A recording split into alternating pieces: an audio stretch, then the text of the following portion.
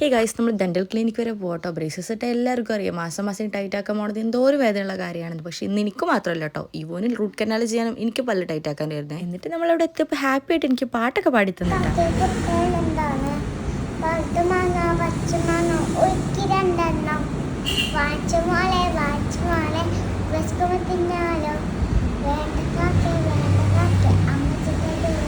പാട്ട് പഠിക്കണത് ഇങ്ങനത്തെ ഒരു റിയാക്ഷനും. ഞാനായിരുന്നു പേടിച്ചിരിക്കായിരുന്നു. പക്ഷെ ഫോട്ടോ എടുത്ത് പ്രയാസനം കാണിക്കണത് ഒരു കുറവുമില്ല. അത് കഴിഞ്ഞപ്പോൾ ഡോക്ടർ ഇവനോട് വരാൻ പറഞ്ഞിട്ടുണ്ടായിരുന്നു കേട്ടോ. വിളിക്കാൻ തുടങ്ങിയപ്പോൾ തൊട്ട് ഇവിടെ കരച്ചിൽ തുടങ്ങി. ഒട്ടും സമ്മതിക്കണ്ടായിരുന്നില്ല കേട്ടോ. അപ്പോൾ അവൾ കരയാതിരിക്കാൻ വേണ്ടി ഡോക്ടർ അവൾക്ക് ഗ്ലൗസ് കൊണ്ട് ഉണ്ടാക്കി കൊടുത്താട്ടോ. ഇത് എന്തായാലും സംഭവം ക്യൂട്ടാണല്ലേ. എന്നിട്ട് വേണ്ട ടീച്ചറേ എന്നൊക്കെ പറഞ്ഞിട്ടായിരുന്നു അവളെ കരച്ചിൽ.